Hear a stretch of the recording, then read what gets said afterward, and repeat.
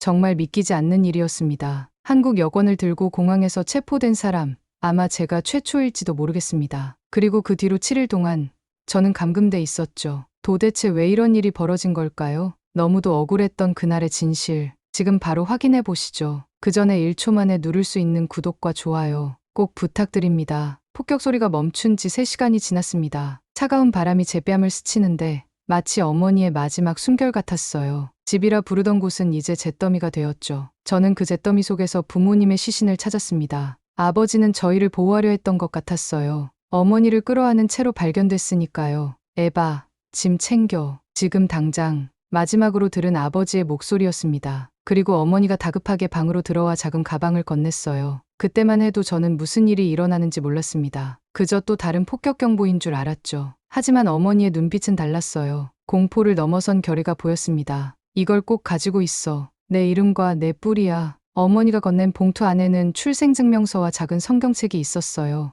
낯선 글자들로 가득했죠. 어머니는 그걸 한글이라고 했습니다. 한국어로 쓰인 성경책이었어요. 어머니는 늘 그 책을 가지고 다녔습니다. 비록 저는 읽을 수 없었지만 어머니에게는 소중한 것이었죠. 엄마의 나라에 가면 이걸 보여줘. 그들이 널 도울 거야. 엄마의 나라. 그 말이 제 가슴을 찢었어요. 어머니는 늘 한국에 대해 복잡한 감정을 품고 계셨으니까요. 어릴 적 어머니는 몰도바 현지 남성과 결혼했다가 학대를 당했고 그 관계에서 탈출해야 했다고 했습니다. 그 후 지금의 아버지를 만났죠. 어머니에게 한국은 항상 그리움의 대상이었어요. 그런데 지금 어머니는 저에게 그곳으로 가라고 말하고 있었어요. 미워하지 마, 에바. 그곳에는 좋은 사람들이 있어. 폭격이 시작됐을 때 저는 지하실로 달려갔습니다. 부모님은 뭔가를 더 가지러 올라갔죠. 그때 집이 무너졌어요. 저는 살았지만 부모님은 이제 더 이상 없습니다. 잿더미 속에서 어머니의 작은 가방을 찾았어요. 그 안에는 여전히 그 성경책이 있었습니다. 책장을 넘기다 보니 어머니의 필체로 쓰인 메모가 보였죠. 그래도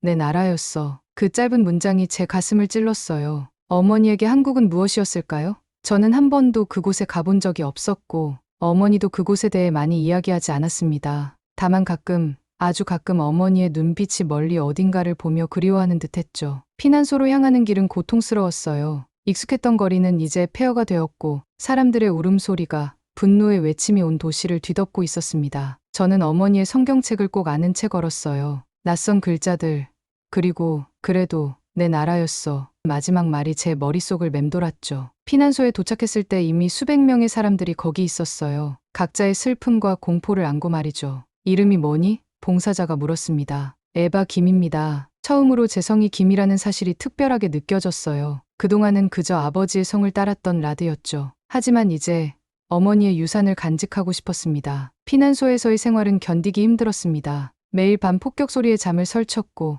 낮에는 배급받은 빵 한 조각으로 하루를 버텨야 했죠. 그러나 가장 견디기 힘든 건 불확실한 미래였어요. 모두가 어디로 갈지, 어떻게 살아남을지 막막해했습니다. 한국으로 갈 수 있을까? 혼잣말처럼 중얼거렸지만 옆자리에 노인이 들었나 봐요. 한국? 내가 한국인이라고? 저는 어머니의 성경책을 꺼내 보였습니다. 어머니가 한국 사람이었어요. 저도 한국 국적이 있을지도 모르겠습니다. 노인은 고개를 끄덕였어요. 대사관을 찾아봐. 증명할 수 있는 건 다 모아. 그날부터 저는 어머니의 모든 서류를 찾기 시작했습니다. 출생증명서, 여권 복사본, 사진들, 어머니가 남긴 모든 흔적을 모았죠. 각 서류 조각이 제게 어머니의 삶을 조금씩 알려주는 것 같았어요. 젊은 시절 웃고 있는 사진, 한국에서의 생활 사진, 그리고 몰도바에 처음 왔을 때의 입국 서류까지. 몰도바는 여전히 혼돈 속에 있었지만 저는 임시 정부 청사로 향했습니다. 대사관은 이미 철수한 지 오래였죠. 하지만 여권 신청은 할 수 있다고 들었어요. 에바 김 맞습니까? 공무원 도르멘코가 제 서류를 살펴보며 물었습니다.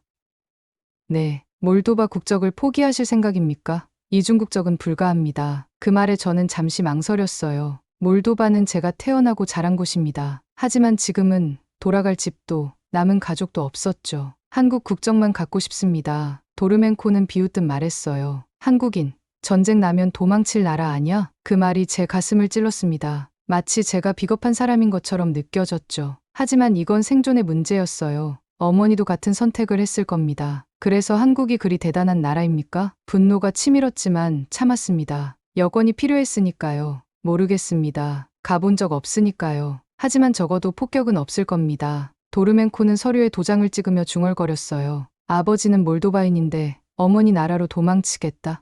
재미있군. 저는 입술을 깨물었습니다. 아버지를 배신한다는 느낌이 들었지만 달리 선택지가 있었을까요? 그리고 이건 어쩌면 어머니와 더 가까워질 수 있는 기회였을지도 모릅니다. 일주일 후 기적적으로 한국 여권이 발급되었어요. 사진 속 제 모습은 너무나 지쳐 보였습니다. 피난소 생활로 마른 얼굴, 어두운 눈빛. 그러나 이 여권 한 장이 저에게 새로운 시작을 줄 수 있을까요? 여권을 받고 피난소로 돌아오는 길, 문득 어머니의 말이 떠올랐습니다. 그래도 내 나라였어. 이제 저도 그 나라로 가는 거예요. 어머니가 그리워했을지도 모르는 그곳으로. 친구 안드레아를 만났을 때 그는 제 여권을 보고 눈을 크게 떴어요. 진짜 해냈구나.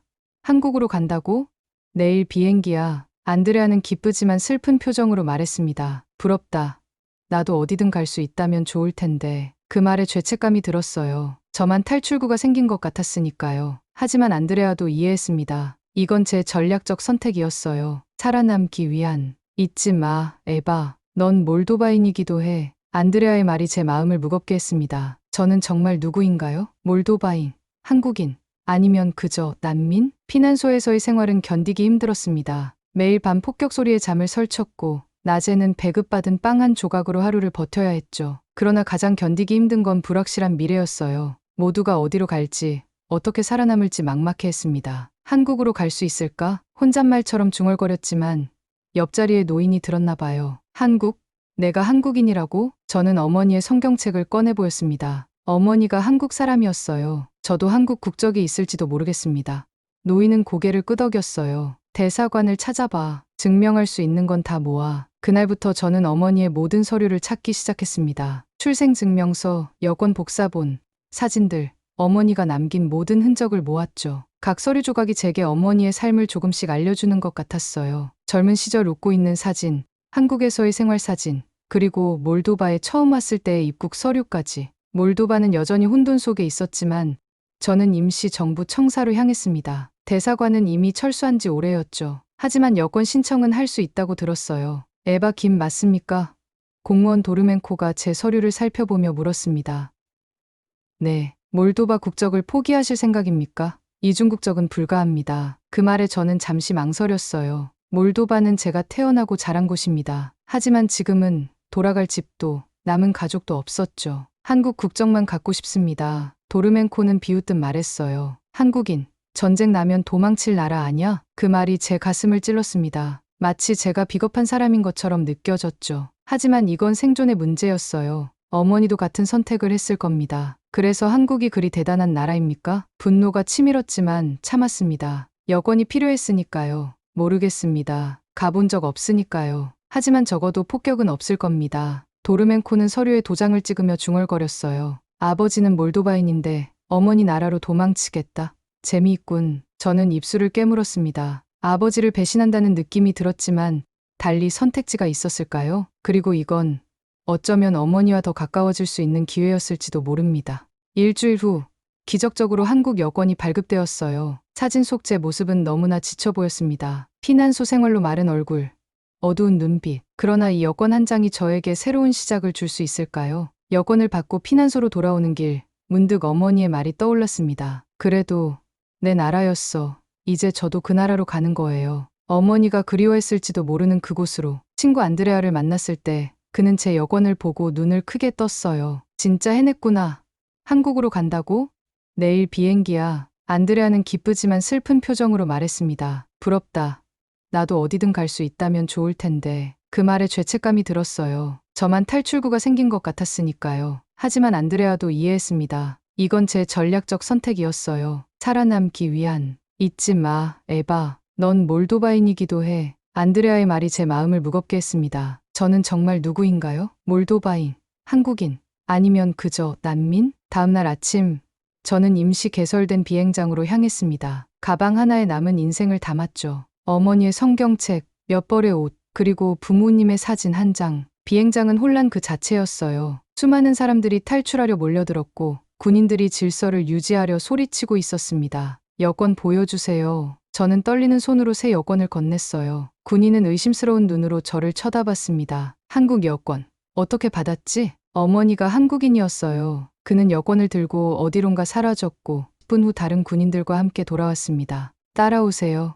저는 작은 방으로 안내되었어요. 감금실이었죠. 문이 잠기는 소리가 들렸고 저는 공포에 떨었습니다. 이게 함정이었다면, 도르멘코가 가짜 여권을 줬다면 방 안에는 이미 다른 사람들이 있었어요. 대부분 지친 표정의 난민들이었습니다. 그중 한 여성이 저를 바라보더니 한국어로 말을 걸었어요. 한국 사람이야? 저는 고개를 저었습니다. 어머니만요. 그녀는 제 얼굴을 잠시 살펴보더니 비웃듯 말했어요. 혼혈이라서 한국인이 아니라고? 그래서 못 들어가는 거야? 그 말이 가슴 깊이 상처를 줬습니다. 저는 아무 말도 하지 않고 구석에 앉았어요. 창밖으로 비행기가 이륙하는 모습이 보였습니다. 저도 타야 할 비행기였죠. 시간이 얼마나 흘렀을까요? 갑자기 문이 열리고 정장 차림의 젊은 남성이 들어왔어요. 그는 주변을 둘러보다 저를 발견하고 다가왔습니다. 에바 김 씨인가요? 놀라서 고개를 들었어요. 그는 한국어로 말했지만 영어도 섞어가며 저와 소통하려 했습니다. 저는 한국 대사관의 이도현입니다. 당신을 돕기 위해 왔어요. 믿을 수 없었어요. 진짜 대사관에서 누군가 저를 찾아왔다니. 도현은 제 여권을 확인하고 군인들과 이야기했습니다. 잠시 후 그가 돌아와 말했어요. 여권에 문제가 있다고 의심했던 모양이네요. 하지만 걱정 마세요. 해결했습니다. 도현은 저를 데리고 나가려 했지만 그 한국 여성이 끼어들었습니다. 저는요? 저도 한국인인데 왜 저는 안 도와주나요? 도현은 공손하게 대답했어요. 죄송합니다만 확인해보니 당신은 불법 입국 시도로 적발된 것 같습니다. 대사관에서 도울 수 있는 범위가 있어요. 여성은 분노했지만 도현은 침착하게 저를 밖으로 안내했습니다. 밖에 나오자 제 가슴이 뛰기 시작했어요. 자유의 공기가 달콤했습니다. 누가 당신을 한국인이 아니라고 했습니까? 도현의 갑작스러운 질문에 놀랐어요. 그 안에 있던 여자요. 제가 혼혈이라서. 도현은 단호하게 말했습니다. 헌법이 당신을 한국인이라고 합니다. 당신은 대한민국 국민입니다. 그 말에 제 눈에 갑자기 눈물이 고였어요. 처음으로 누군가가 저를 한국인이라고 인정해주는 것 같았습니다. 유리창에 비친 제 모습과 손에 쥔 대한민국 여권을 바라봤어요. 이게 정말 제가 될 수 있을까요? 비행기는 놓쳤지만 내일 아침 일찍 다른 편이 있습니다. 오늘은 안전한 곳에서 쉬세요. 도현은 저를 임시 숙소로 안내했어요. 가는 길에 그는 한국에 대해, 제가 곧 경험하게 될 생활에 대해 이야기해 주었습니다. 처음으로 한국이 그저 어머니의 그리움이 담긴 제가 갈 수 있는 실제 장소로 느껴졌어요. 한국어를 하실 줄 아나요? 부끄럽게 고개를 저었습니다. 아니요. 어머니가 가르쳐 주지 않았어요. 아마도 그곳이 그리워서 말하기 힘들었나 봐요. 도현은 잠시 생각에 잠겼다가 미소 지었어요. 괜찮습니다. 배울 수 있을 거예요. 한국은 당신의 나라이기도 하니까요. 당신의 나라. 그 말이 이상하게 들렸습니다. 제 나라라니, 저는 평생 몰도바만을 알고 자랐는데, 그런데 이제 다른 나라가 생긴다니, 이 모든 것이 꿈만 같았어요. 비행기가 인천공항에 착륙했을 때 제 심장은 거의 터질 것 같았습니다. 창밖으로 보이는 풍경은 몰도바와는 완전히 달랐어요. 높은 빌딩들, 반짝이는 불빛들, 정돈된 도로와 차들, 마치 다른 세계에 온 것 같았습니다. 에바 씨, 한국에 오신 것을 환영합니다. 도현이 미소 지으며 말했어요. 그는 비행기 내내 저와 함께했습니다. 대사관에서 특별히 배정한 임무라고 했죠. 난민 지원 프로그램의 일환이라나요. 입국 심사대에서 여권을 내밀었을 때 손이 떨렸어요. 심사관은 제 얼굴을 보고, 여권을 보고, 다시 제 얼굴을 봤습니다. 긴장된 순간이었죠. 하지만 도현이 무언가 설명했고, 심사관은 여권에 도장을 찍었어요. 축하합니다. 고국에 오신 것을 환영합니다. 고국이라는 말이 어색했습니다. 이곳이 제 고국인가요? 아니면 그저 피난처일 뿐인가요? 도현은 저를 작은 아파트로 데려갔어요. 정부에서 지원하는 임시 거처라고 했습니다. 처음 문을 열었을 때 저는 그 깨끗함에 놀랐어요. 바닥은 반들반들했고 벽은 새하얘 모든 것이 정돈되어 있었습니다. 와, 이렇게 깨끗한 집은 처음 봐요. 도현은 웃었습니다. 기본적인 생필품은 다 준비해놨어요. 냉장고에 음식도 조금 있고요. 내일부터 한국어 수업이 시작됩니다. 제가 아침에 데리러 올게요. 도현이 떠나고 저는 창가에 서서 밖을 내다봤어요. 낯선 도시의 불빛들이 저를 반겼습니다. 그런데 왜 이렇게 슬펐을까요? 안전한 곳에 왔는데, 전쟁에서 벗어났는데, 그런데 마음 한구석이 텅 비어 있었어요. 이곳에 저희 자리가 있을까? 어머니는 이 나라를 얼마나 그리워했을까요? 다음 날 아침, 복도에서 누군가와 마주쳤습니다. 옆집에 사는 할아버지였어요. 60대 중반쯤 보였고 꼿꼿한 자세로 서 있었습니다. 안녕하세요. 영어로 인사했어요. 할아버지는 저를 위아래로 훑어보더니 한국어로 뭐라고 중얼거렸습니다. 알아들을 수 없었지만 그 표정은 불편해 보였어요. 요즘 혼혈이 왜 이렇게 많아졌나. 나중에 도연이 그 말을 번역해줬을 때 가슴이 아팠습니다. 아직 도착한 지 하루도 안 됐는데 벌써 이방인이라는 벽을 느꼈어요. 그날부터 한국어 수업이 시작됐습니다. 도연이 소개해준 학원은 외국인들을 위한 곳이었어요. 다양한 나라에서 온 사람들이 있었죠.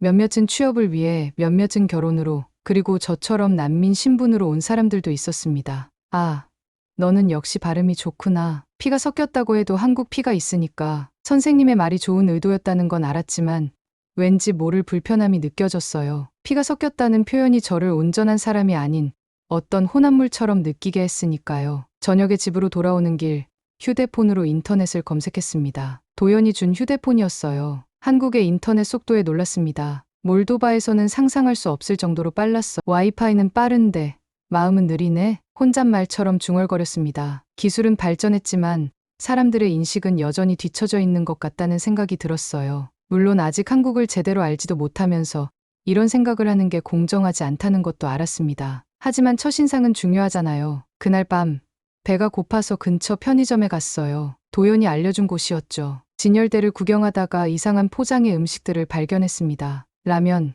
김밥, 삼박김밥 모두 처음 보는 것들이었어요. 결국 라면을 골랐습니다. 그림을 보니 끓여 먹는 것 같았어요. 집에 돌아와 끓이는데 냄새가 너무 좋았습니다. 첫 입을 먹고 놀랐어. 맵고 진한 맛이 입안을 가득 채웠습니다. 이상하게도 어딘가 익숙한 맛이었어요. 마치 집 같은 느낌? 어머니가 가끔 해주던 음식 중에 비슷한 맛이 있었던 것 같아요. 다음날 학원에서 다른 학생들에게 물어봤습니다. 한국 음식 중에 뭐가 제일 맛있어요? 그들은 저마다 다른 대답을 했어요. 김치, 불고기, 떡볶이, 하나같이 처음 듣는 이름들이었습니다. 수업 후에 몰래 근처 한식당에 들어갔어요. 메뉴판을 보고 있는데 가슴이 뛰었습니다. 마치 금지된 것을 하는 것 같은 느낌이었죠. 왜 이러지? 그냥 음식일 뿐인데. 하지만 알았어요. 이건 단순한 음식이 아니라 어머니의 나라, 어머니가 그리워했던 곳과의 연결고리였으니까요. 어머니의 고향 음식을 먹는 게 마치 비밀을 공유하는 것 같았습니다. 그래도 주문했어요. 된장찌개라는 걸로. 첫 숟가락을 떠먹는 순간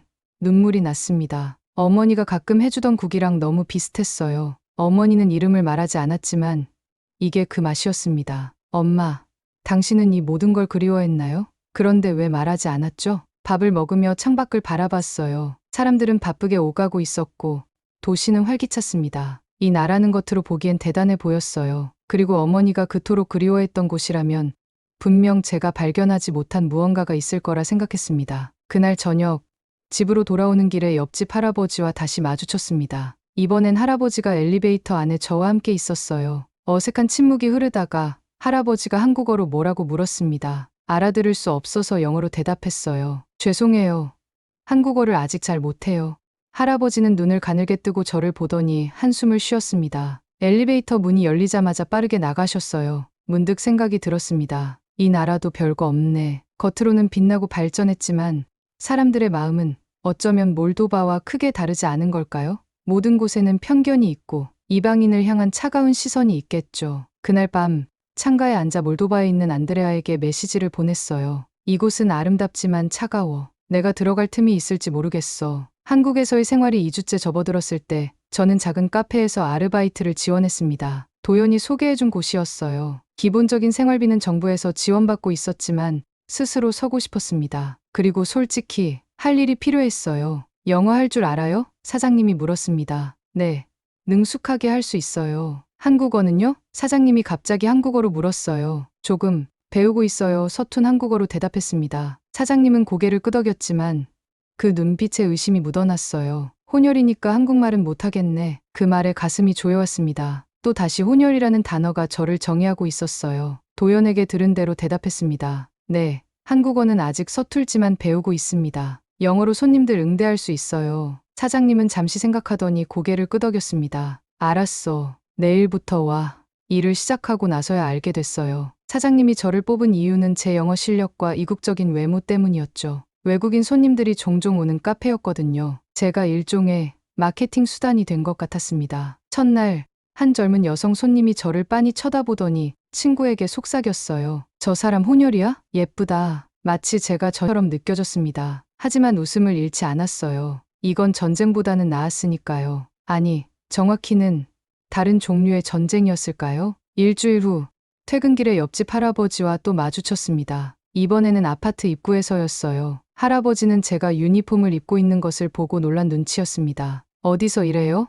할아버지가 천천히 제가 알아들을 수 있게 물었어요. 카페에서요. 짧게 대답했습니다. 할아버지는 무언가 더 말하려는 듯했지만 그냥 고개를 끄덕이고 엘리베이터에 올랐어요. 문이 닫히려는 순간 손을 뻗어 저도 함께 탔습니다. 좁은 공간에서의 어색한 침묵이 이어졌어요. 한국인 맞아요? 갑자기 할아버지가 물었습니다. 그 질문이 제 가슴을 찔렀어요. 엄마가 한국인이었어요. 그럼 아버지는? 몰도바요. 전쟁에서 돌아가셨어요. 할아버지의 표정이 약간 누그러졌지만 여전히 의심의 눈초리였습니다. 요즘 혼혈이 너무 많아. 한국이 아니게 되는 것 같아. 그 말에 분노가 치밀었어요. 참을 수 없었습니다. 우리 엄마가 당신 같은 사람들 때문에 고향을 그리워했어요. 말하자마자 후회했지만 이미 늦었죠. 할아버지는 얼굴이 굳어지며 아무 말 없이 자기 층에서 내렸습니다. 저도 제 층에 도착해 급히 문을 열고 들어갔어요. 침대에 쓰러져 울음을 터뜨렸습니다. 엄마, 어떻게 참았어요? 왜 나한테 말하지 않았어요? 그날 밤 도연에게 문자를 보냈어요. 한국에서 혼혈인으로 사는 게 이렇게 힘든가요? 도연의 답장은 바로 왔습니다. 많이 힘드시죠? 내일 만나서 이야기할까요? 다음 날 도연과 한강 공원에서 만났어요. 처음으로 도시를 제대로 구경하는 기분이었습니다. 한강은 생각보다 아름다웠어요. 넓은 강, 푸른 잔디, 자전거를 타는 사람들, 평화로웠습니다. 전쟁 중인 나라에서 왔다고 하면 다들 동정해요. 하지만 혼혈이라고 하면 다르게 봐요. 도연은 잠시 생각하더니 말했습니다. 이 나라는 변했고 지금도 변하고 있어요. 바꾸는 건 사람이죠. 하지만 어떡해요? 저 같은 사람이 어떻게 바꿀 수 있겠어요? 도연은 강을 바라보며 미소 지었어요. 이 땅이 당신을 울렸다면 이 땅에서 웃어야죠. 그게 가장 큰 복수니까요. 그 말이 묘하게 제 마음에 와닿았습니다. 맞아요.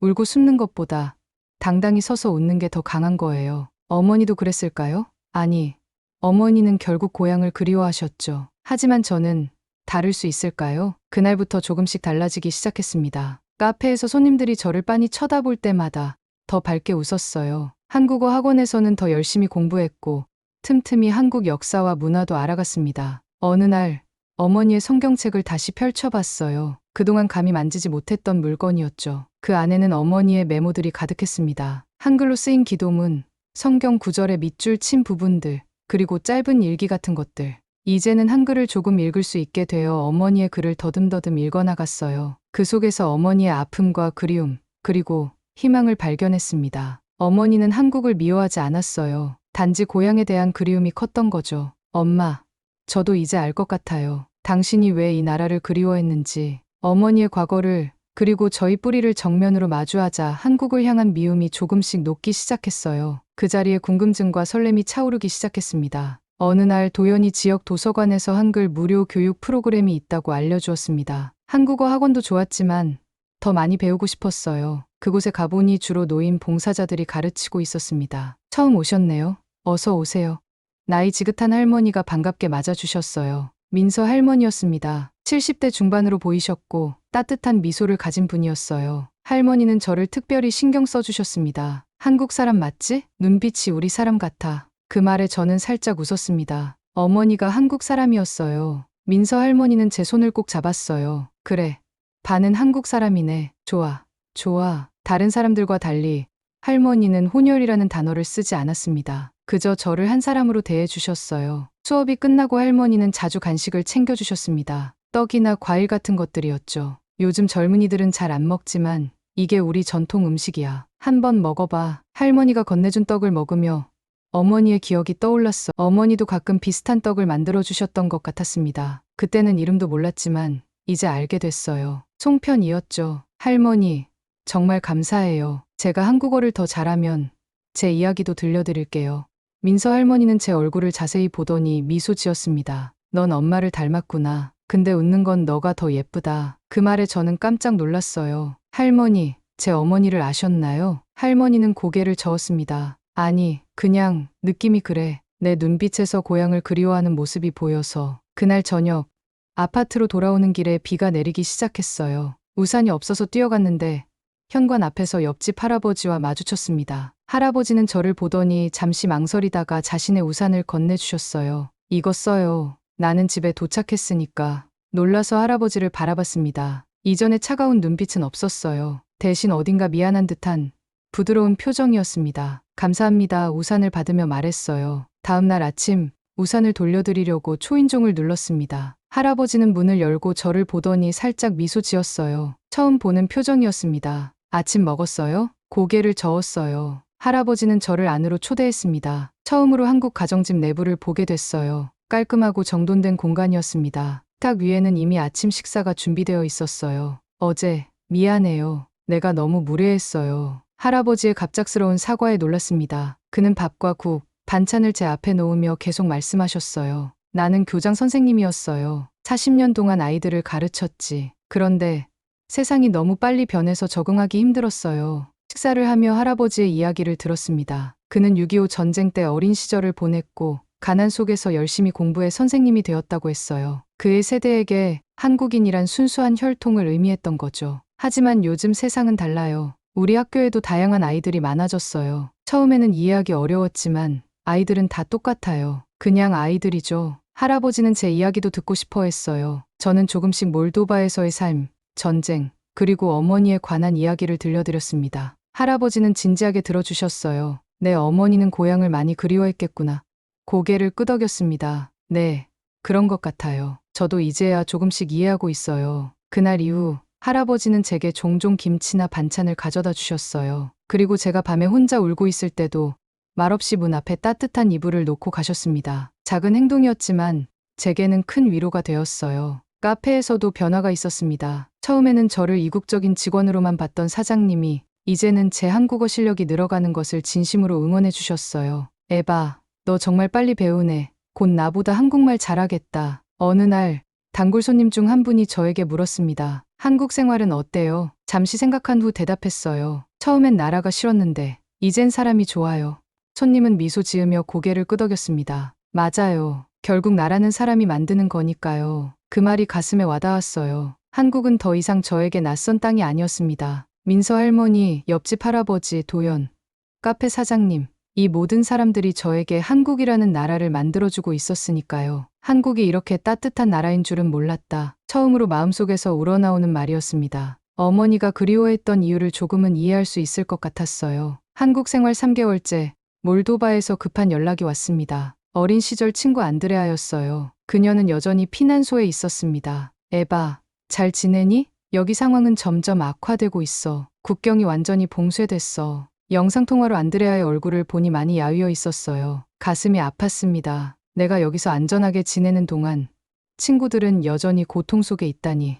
너는 어때? 한국에서의 생활은? 제 주변을 둘러봤어요. 깨끗한 방, 따뜻한 음식, 안전한 거리. 이걸 어떻게 설명할 수 있을까요? 괜찮아. 적응 중이야. 안드레아의 눈빛이 변했습니다. 그래? 반갑다. 너는 결국 한국 국적만 챙기고 우리를 잊은 거네. 그 말에 가슴이 아팠어요. 아니야, 안드레아. 나도 매일 너희 생각해. 정말. 그런데 왜 도와주지 않아? 내가 이제 한국인이 됐으니 우리 같은 몰도바인은 잊었나 봐. 안드레아의 분노를 이해했습니다. 저는 탈출했고 그녀는 여전히 갇혀 있으니까요. 그녀의 원망이 정당하다고 느꼈어요. 미안해, 안드레아. 내가 뭘 할 수 있는지 알아볼게. 전화를 끊고 한참을 울었습니다. 저는 정말 이기적인 걸까요? 친구들을 버리고 혼자만 안전한 곳으로 온 것일까요? 혼란스러웠어요. 그날 밤 도연에게 연락했습니다. 그는 제 상황을 듣고 곧바로 만나자고 했어요. 도연 씨, 제가 몰도바 친구들을 도울 방법이 없을까요? 그들도 여기 올 수 있게요. 도연은 고개를 저었습니다. 개인적으로 그들을 초청하는 건 어려워요. 하지만 그의 말에 귀를 기울였어요. 유엔에서 몰도바 난민 지원 프로그램을 진행 중이고 통역 인턴을 찾고 있어요. 한국어와 몰도바어, 영어를 할 수 있는 사람이요. 심장이 빠르게 뛰기 시작했습니다. 저 할 수 있을까요? 도연은 미소 지었어요. 해볼 만하죠. 당신의 한국어는 많이 향상됐고 이중 문화에 대한 이해도 있으니까요. 무엇보다 당신은 그들의 아픔을 직접 알잖아요. 다음 날 지원서를 제출했습니다. 한국어로 이력서를 쓰는 건 정말 어려웠지만 도연과 할아버지의 도움으로 완성했어요. 일주일 후 면접 기회가 왔습니다. 당신이 이 일을 하고 싶은 이유는 무엇인가요? 면접관이 물었어요. 깊게 숨을 들이마시고 대답했습니다. 저는 두 세계 사이에 있습니다. 한쪽은 제가 태어난 곳이고 다른 쪽은 제 뿌리가 있는 곳이죠. 저는 이 두 세계를 연결하고 싶습니다. 그곳의 아픔을 여기에 전하고 여기의 도움을 그곳에 전하고 싶어요. 면접관은 깊이 고개를 끄덕였습니다. 그리고 3일 후 합격 소식이 왔어요. 첫 출근 날 가슴이 두근거렸습니다. 유엔 한국 사무소는 생각보다 훨씬 컸어요. 다양한 국적의 사람들이 함께 일하고 있었습니다. 에바 씨 몰도바 난민 지원 파트에 배정되셨습니다. 이번 주부터 현지 연락과 통역을 담당하세요. 그날 저녁 안드레아에게 전화했어요. 안드레아, 나 유엔에서 일하게 됐어. 몰도바 난민 지원팀이야. 안드레아는 처음에는 믿지 않았지만 제가 자세히 설명하자 조금씩 표정이 밝아졌습니다. 그럼 내가 우리를 도울 수 있는 거야? 직접적으로는 아니지만 최소한 너희 목소리를 전달할 수 있어. 그리고 필요한 정보도 줄 수 있고. 안드레아는 눈물을 흘렸어요. 미안해, 에바. 내가 우리를 잊었다고 생각해서. 고개를 저었습니다. 이해해, 안드레아. 나도 처음엔 혼란스러웠으니까. 하지만 이제 알았어. 한국 여권을 얻은 게 끝이 아니라 시작이었어. 이건 내가 더 많은 일을 할 수 있게 해주는 도구일 뿐이야. 통화를 마치고 창밖을 바라봤어요. 서울의 밤하늘은 별이 잘 보이지 않았지만 그 어느 때보다 밝게 느껴졌습니다. 도연이 찾아왔을 때 그에게 이 모든 일을 이야기했어요. 도연 씨, 정말 감사해요. 당신이 아니었다면 이 기회를 얻지 못했을 거예요.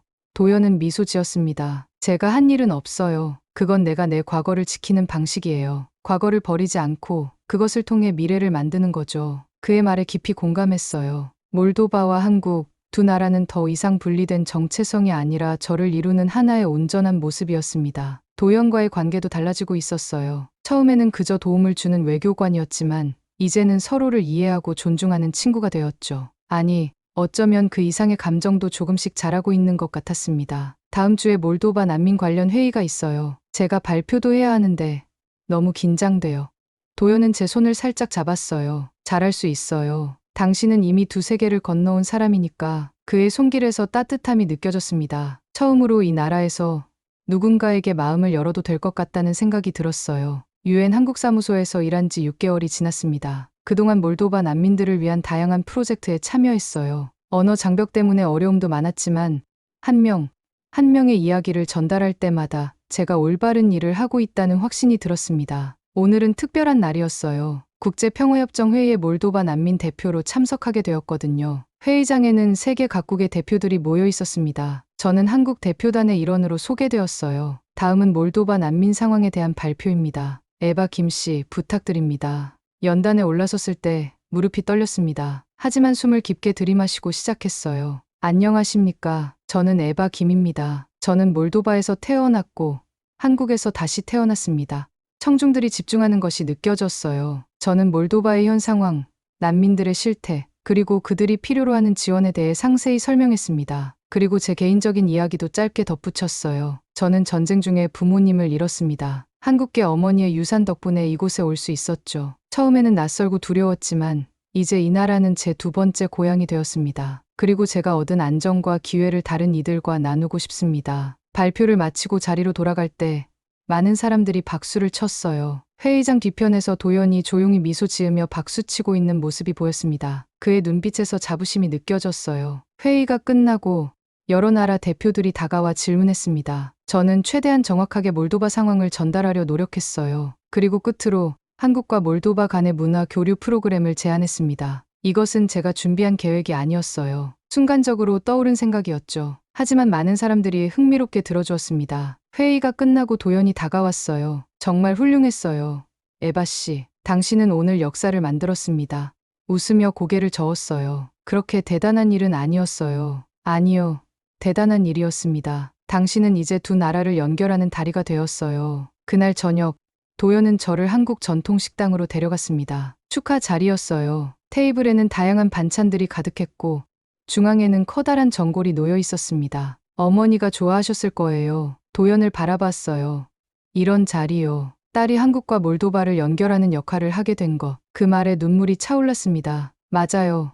어머니였다면 자랑스러워하셨을 거예요. 어머니가 그토록 그리워하던 고향에서 저는 새로운 삶을 찾았으니까요. 시사를 마치고 한강변을 걸었습니다. 밤바람이 차가웠지만 마음은 따뜻했어요. 에바 씨, 질문 하나 해도 될까요? 네, 물론이죠. 도연은 잠시 망설이다가 물었어요. 한국은 이제 당신에게 어떤 의미인가요? 깊게 생각했습니다. 처음 왔을 때는 그저 피난처였고 어머니의 상처가 있는 곳이었죠. 하지만 지금은 이 나라는 나를 바꾸지 않았어요. 나를 지켜줬죠. 도연의 눈빛이 부드러워졌어요. 무슨 뜻인가요? 다른 곳에서는 난민이었고 이방인이었어요. 하지만 여기서는 그냥 에바가 될 수 있었습니다. 처음에는 편견도 있었지만 결국 사람들은 나 자신을 봐주었어요. 강물을 바라보며 말을 이었습니다. 어머니는 이곳을 떠나야 했지만 항상 그리워했어요. 이제 그 이유를 알 것 같아요. 이곳에는 그녀의 뿌리가 있었으니까요. 그리고 이제는 저의 뿌리도요. 도연은 조용히 제 손을 잡았어요. 그리고 천천히 저를 향해 몸을 기울였습니다. 우리의 입술이 닿는 순간 모든 것이 제자리를 찾은 것 같았어요. 낯설지만 익숙한, 두렵지만 설레는, 마치 한국에 처음 왔을 때의 감정과 비슷했습니다. 다음 날 아침, 옆집 할아버지가 초인종을 눌렀어요. 문을 열자 할아버지는 신문을 들고 서 계셨습니다. 에바, 이거 봤어? 신문 일면에는 제가 유엔 회의에서 발표하는 사진이 실려 있었어요. 제목은 한국 몰도바 가교 역할하는 젊은 외교관이었습니다. TV에서도 나왔더라고. 우리 애가 참 자랑스럽구나. 우리 애라는 말에 가슴이 따뜻해졌습니다. 처음 만났을 때 저를 의심의 눈초리로 보던 할아버지가 이제는 마치 가족처럼 저를 대해주고 계셨으니까요. 고마워요. 할아버지. 할아버지는 손수 만든 김치를 건네주셨어요. 오늘 아침 담갔어. 내가 좋아하는 거잖아. 그날 오후 민서 할머니에게서도 전화가 왔습니다. 도서관 봉사자들이 모두 저를 자랑스러워한다고 하셨어요. 한글을 가르쳐 주시던 그 따뜻한 분들이 이제는 제 성공을 함께 기뻐해주고 계셨습니다. 카페 사장님도 특별 휴가를 주셨어요. 우리 가게의 자랑이야. 좀 쉬다 와. 이 모든 일이 꿈만 같았습니다. 몰도바에서 부모님을 잃고 혼자 피난 온 소녀가 이제는 대한민국 대표 통역사로 불리게 되다니요. 그것도 처음에는 이 나라에 와서 혼혈이라는 이유로 눈물을 흘렸던 제가 말이에요. 저녁에 도연과 다시 만났을 때 그는 제게 작은 상자를 건넸습니다. 이건 뭔가요? 열어봐요. 상자 안에는 작은 목걸이가 있었어요. 태극 문양이 새겨진 펜던트였습니다. 에바 씨, 당신은 이제 공식적으로 한국인이에요. 하지만 이건 제 마음을 담은 선물입니다. 도연의 고백에 가슴이 떨렸어요. 처음에는 그저 도움을 주는 외교관이었던 그가 이제는 제 삶에서 특별한 존재가 되었습니다. 도연 씨, 감사해요. 처음 만났을 때부터 저를 한국인으로 인정해 주신 분이 말을 잇지 못했어요. 너무 많은 감정이 한꺼번에 밀려왔거든요. 기쁨, 감사, 사랑, 그리고 어머니에 대한 그리움까지. 밤하늘을 올려다봤습니다. 어딘가에서 어머니가 저를 지켜보고 있을 거예요. 어머니가 그토록 그리워했던 이 땅에서 저는 새로운 가족을 찾았습니다. 민서 할머니, 옆집 할아버지, 카페 사장님, 그리고 도연까지. 다음 날 유엔 사무소로 출근하는 길에 어머니의 성경책을 가지고 갔어요. 책상 위에 올려놓고 옆에 한국 여권을 나란히 두었습니다. 이 두 가지가 제 정체성을 완성시켜주는 것 같았으니까요. 우리 부서에서는 몰도바 난민을 위한 새로운 프로젝트를 시작했습니다. 제가 직접 제안한 것이었어요. 뿌리 찾기 프로젝트라고 불렀습니다. 난민들이 자신의 문화적 정체성을 잃지 않도록 도와주는 프로그램이었죠. 회의실에서 발표를 시작하기 전 잠시 창밖을 바라봤어요. 서울의 풍경이 이제는 낯설지 않았습니다. 오히려 편안하게 느껴졌어요. 여러분, 이번 프로젝트의 핵심은 정체성의 회복입니다. 난민들이 새로운 삶을 시작하더라도 그들의 뿌리를 잊지 않도록 돕는 것이죠. 발표를 마치고 자리로 돌아오는데 책상 위에 놓인 어머니의 성경책이 눈에 들어왔어요. 책을 펼치니 어머니의 마지막 메모가 보였습니다. 그래도 내 나라였어. 이제 저도 같은 말을 할 수 있을 것 같았어요. 몰도바도 한국도 모두 저희 나라입니다. 하나는 제가 태어난 곳이고 다른 하나는 제가 다시 태어난 곳이니까요. 그날 밤 아파트 베란다에 서서 서울의 야경을 바라봤습니다. 멀리서 옆집 할아버지가 TV를 보며 혼잣말하는 소리가 들렸어요. 우리 애가 맞지? 미소가 지어졌습니다. 이 땅에서 저는 더 이상 이방인이 아니었어요. 저는 그저 에바였습니다. 한국인이자 몰도바인이며 무엇보다 제 자신이었죠. 이 나라는 나를 바꾸지 않았다. 나를 지켜줬다. 그 말이 가슴 깊이 울렸습니다. 어머니가 떠나온 이 땅에서 저는 어머니가 그리워했던 것들을 하나씩 발견하고 있었어요. 그리고 어쩌면 어머니도 여기 어딘가에서 저를 지켜보며 미소 짓고 있을지도 모릅니다. 엄마, 저 이제 알아요. 왜 항상 이곳을 그리워하셨는지. 이제 저도 이곳이 제 나라라고 말할 수 있어요. 창밖으로 보이는 서울의 불빛들이 마치 별처럼 빛나고 있었습니다. 어둠 속에서도 빛나는 별들처럼 저도 이제 제 자리에서 빛날 준비가 되어 있었어요. 한국인으로서, 그리고 세계 시민으로서. 잘 보셨나요? 상상도 못했던 일들이 현실에서 벌어지고 있습니다. 다시는 이런 일이 없길 바라며 지금까지 감동휴게소였습니다. 재밌으셨다면 좋아요와 구독 꼭 부탁드립니다. 감사합니다.